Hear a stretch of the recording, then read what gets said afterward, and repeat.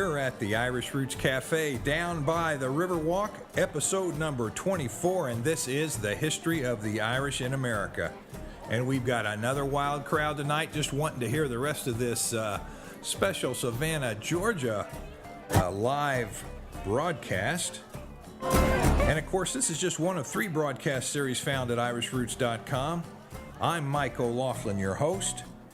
You can reach me at mike@irishroots.com, or you can mail to Box 7575, Kansas City, Missouri, 64116, the old-fashioned way.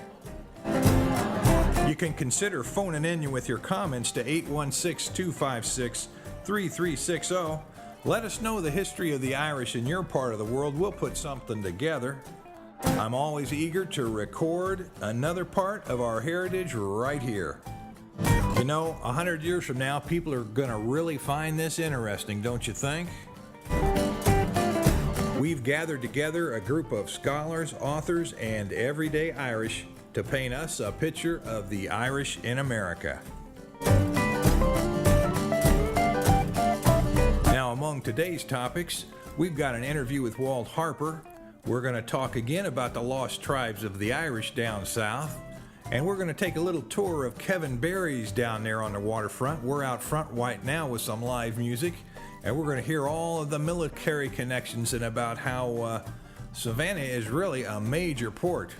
And we're also going to talk about the Jasper Greens, and we're going to even have a little note about Harry O'Donoghue, who was an electrician from Ireland, and now he's just about the top singer in the whole area. So come on and take a listen while Walt and I have a little chat. But first, I'll have to bring you a few messages. Remember to take a look at the Irish Roots Cafe webpage if you get the chance. You can find a book there. You can search for your family tree, or you could even decide to become a member. It all goes to keep things rolling in the right direction. And you can surely get there from here by going to www.irishroots.com. And remember to check all the show notes on our blog for this episode while you're there. Hey, and we've also got, last week I think we had 20 books done. We're going to have all 60 online where you can search for free. It's really a neat little function. It might help break some mysteries out for you, especially for you beginners if you want to read a little bit and check out the book to see if you like it. But that's coming along. We're adding more books every day, and it's all Irish. It's all the books I've done over the last 30 years. That's about 60 altogether, about 10 authors that I've published in addition to myself. So come on along and enjoy that. It should be real interesting. And our members area is up, and we still got some to add some things in there too. So there's really been quite a lot of activity. And that reminds me, you can get all 3 free podcasts. They're all Irish podcasts at irishroots.com. The Irish in America broadcast, which is the one you're listening to right now. The Irish Families Worldwide broadcast, which is our main broadcast. And Irish Song and Recitation Festival, which was our latest begun, and it's going on strong. We've had 13 or 14 episodes of that, is it? And there'll be more to come there, too. And you feel free to phone in with your favorite song or recitation. That's what it's there for, to capture what's really going on in the world. Let me see if we're going to pick a little book today. Here's a book Walt Harper gave me when I was speaking the other night and to the Genealogical Society banquet. Boy, that was quite an event.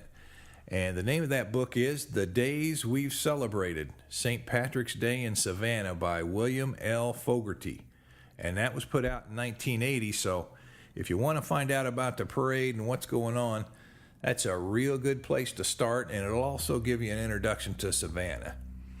And I thank Walt and the group down there a lot for passing that book on to me, along with several of the other little annual publications on the parade. It's going to make for some real interesting reading, and I'm going to have to get it done before we're through with this series on Georgia, so I can have a little commentary at the end. And that reminds me to say thank you to all of our members, because without you, these podcasts would not be possible. And all donations are welcome, whether it's a donation of your knowledge or a book or something else you can do to help. It's all welcome, and it all goes to the cause. So it's time for today's conversation. I think we should stop right now and let's listen in to our interview with Walt Harper. And why is that? That's because every day is a holiday at the Irish Roots Cafe.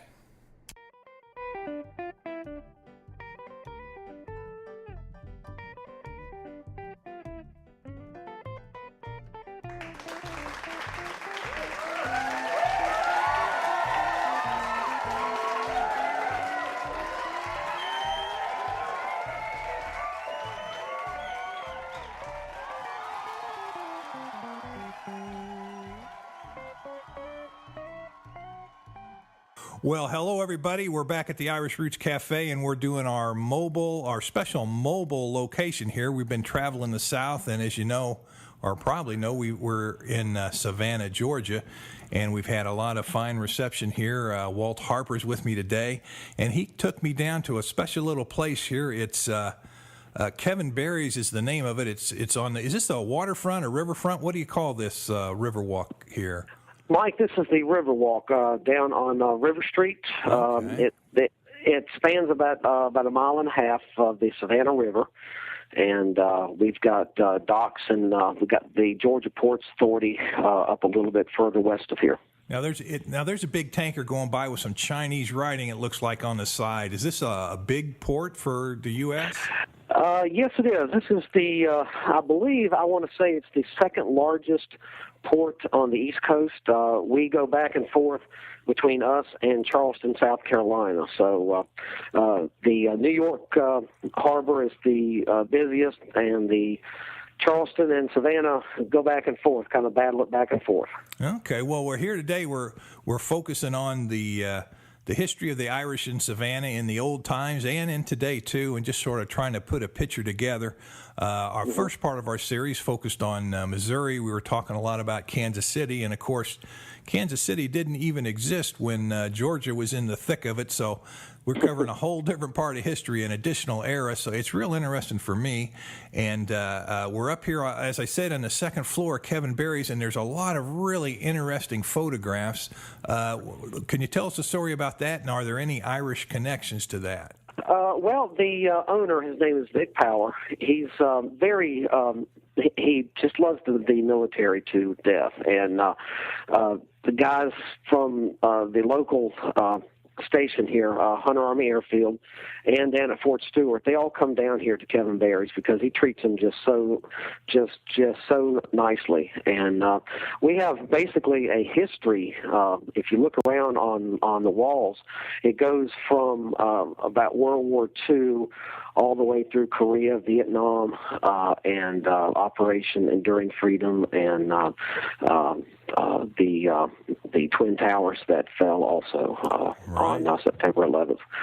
So there's a big history, and there's a lot of gentlemen who have lost their lives protecting our freedoms, and they are memorialized up here on the walls. That's right. That makes this sort of a special place. I even see a few pictures over there that really deal with the Irish Republic when it was formed and some of the troubled times. Right. That's in the Liberty Room.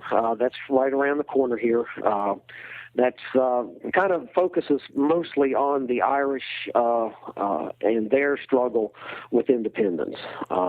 So it goes from the Irish and their struggle, and it comes into our time with our struggles, and it kind of ties it both together. As you know, Kevin Barry was murdered by the Crown at Mount Joy Jail, and this is who the pub is named after. And Vic Power tries to keep the history and everything together with the Irish and the American connection together. But now I noticed last night when you took me down here after the talk we gave at the anniversary banquet, there was a guy down in the basement here on the first floor downstairs, and he actually sung a couple of tunes in the Irish language. That was good, wasn't it? Yes, that's Harry O'Donoghue. He is originally from Ireland. He's from Drogheda, which is a little bit north of Dublin. He's been, by trade, he is an electrician, and he came over to the States about 20, 25 years ago, maybe 30 years ago, and was up in New York City singing, and he was with a group up there. I can't even think what the name of the group was, but I'm sure it'll come to me here. But he was singing with them, and then kind of went out on his own, and he's been all over the States. He's been in California. He's been down in Texas and Florida, and just ended up in Savannah. And this is where he met his future wife, and he now lives here in town, and we share him with Ireland. He goes back and forth between here and goes back home to see his mother, and he travels up and down the East Coast doing shows, and I think he really enjoys doing it.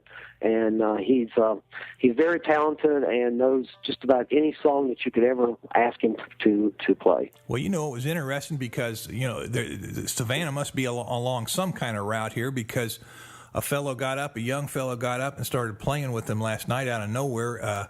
He's was coming up from Florida, but he's stolen some old Irish fiddle tunes from way up north. Now that was very interesting, Mike. I've been going into Kevin Barry's ever since I got stationed here myself, and I've been coming in here for now 25 years, and it's I have never had a musician come in like that, and especially after the fact, he came over and he sat down at our table and started playing the fiddle just for us, right? Me and Mary and you, and then Harry came back in and picked up his guitar and came over and sat down at the table with us. And if you noticed around, we ended up getting a crowd around us after a while. That's right. But that's in the tradition of the old country. That's right. They would all just sit around and just play. But this gentleman who was playing the fiddle was just, I just thought that he was phenomenal. And there's just sometimes people kind of say things to you, and sometimes you don't want to believe it, but I actually went home and looked him up on the internet, and the guy was for real. That's right. He picked those songs up from Beaver Island, an old Irish from Beaver Island up in Michigan. There's an island up in the Upper Peninsula area called Beaver Island, and it was actually America's Emerald Isle. Immigrants from County Donegal settled that area in the early to late 1800s. Right. So here we had a little sharing a culture from 100 years ago, maybe brought right down to Savannah. It just shows how fluid the culture is, and how that pub really does stand for more than just a pint or two, doesn't it? It does. I mean, like I said, Vic makes it really easy for people to come in and enjoy themselves, and and just enjoy the history of not only Savannah but of Ireland and of our military. Well, I got one other question on current events. Mm-hmm. They were telling me that actually the barmaid there was telling me that something about some Irish ships came in here once, or some ships from Ireland.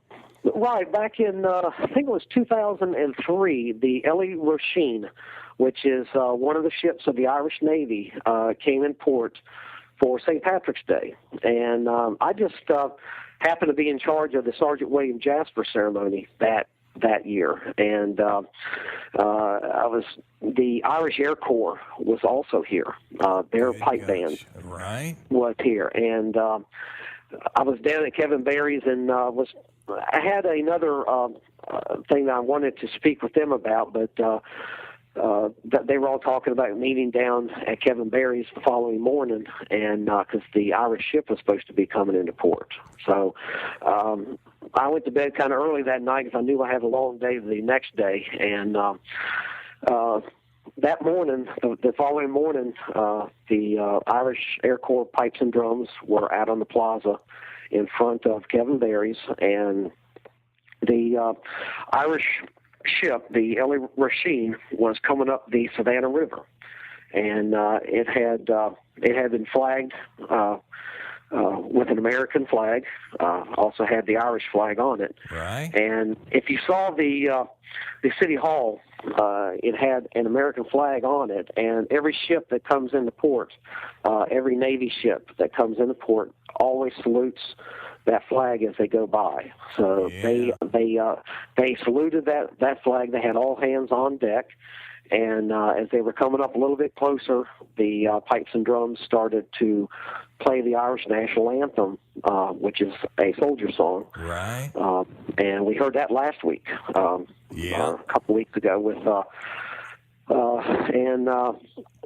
It was just enough to bring tears to your eyes to see the Irish Air Corps pipe band piping in the Irish Navy into Savannah, Georgia. I mean, gosh, you think you could you use your influence and get them to come up the Mississippi so the Midwest folks could enjoy the same thing? Well, I don't know if I have that much influence, Mike. As much as you thought I did with all the fireworks and things from the night before. Yeah, that's right. That's right. that was totally. That was totally impromptu. I didn't have a thing to do with those fireworks, Mike. Some people just have a natural way about them, and things happen around them. You know, you mentioned, I looked up Savannah, and they talked about the Jasper Greens. And I thought, well, and this was from a writing about 110 years ago, and I thought, well, I wonder who the Jasper Greens are, and come to find out, you're right in the middle of it today. Could you explain a little bit about who Jasper was? Well, Sergeant William Jasper, he was a volunteer during the Revolutionary War, and he fought up in South Carolina with the South Carolina Infantry, and he was at the Battle of Fort Moultrie, and at that time, that battle was getting over with, and he came down and joined the Georgia forces.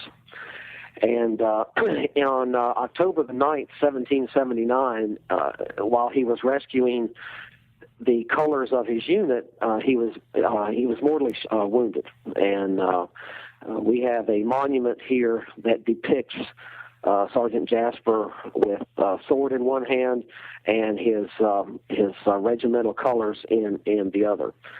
And he was just saving his colors, as you know, or your audience knows, that the regimental colors is what distinguishes that regiment from another. Right. And if you don't know who it is that you're coming upon, then it could be the enemy, or it could be could be friendly people, which you just don't know until you see the colors, and the colors is what actually lets people know. So he wanted to make sure that everybody could still rally around the colors and still win the battle. And unfortunately, the British won that siege, and he was mortally wounded along with Brigadier General Count Casimir Pulaski.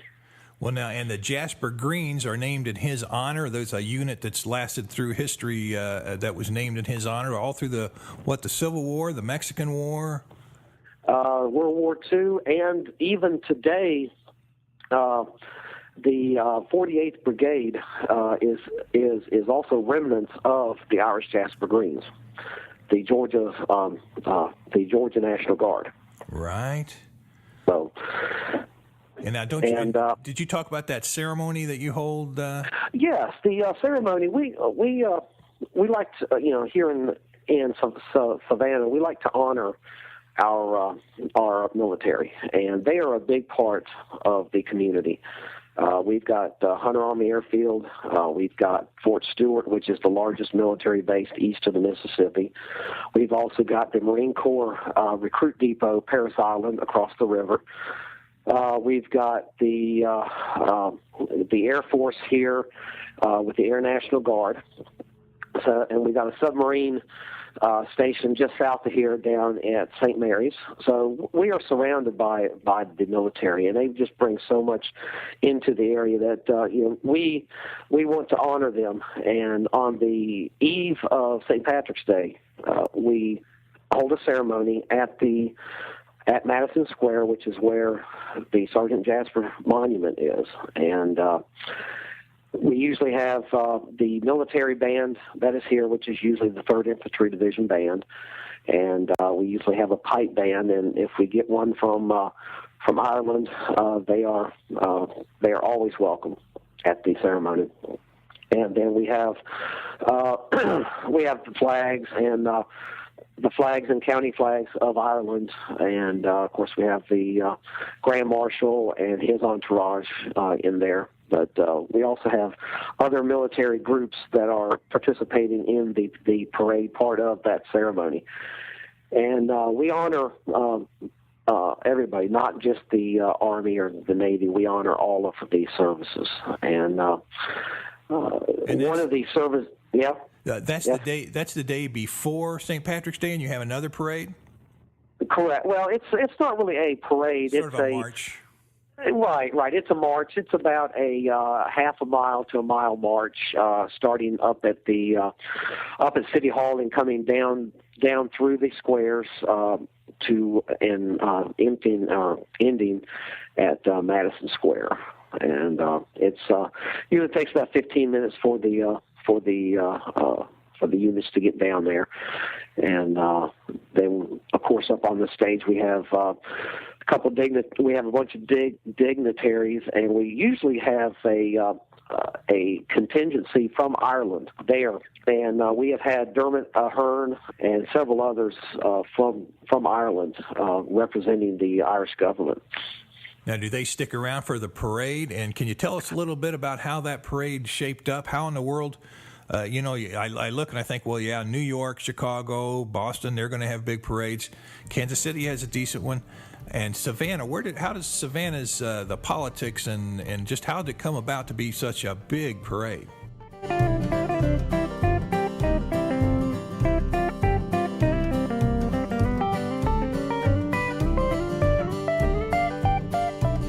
Well, I tell you, this has come out to be such a nice interview, I can't cut anything out of it, so we're going to have to move the rest right to the next episode. We're going to talk about those politics involved in an Irish parade, how it comes about, and all kinds of other things with Walt. So be sure to tune in and listen to the rest of the news about the Irish in America, and this time it's going to be Savannah, Georgia again. And remember to send your books, sing your songs, play your tunes, or send your family search to me here by email or by mail to our American address at Box 7575, Kansas City, Missouri 64116. Report on things in your part of the world on my phone recorder at 816-256-3360. Or you can Skype me at Irish Roots Cafe. Can you hear that whistle blowing? That's all, folks. Until next time, we meet right here, right where Ireland met America, at the Irish Roots Cafe.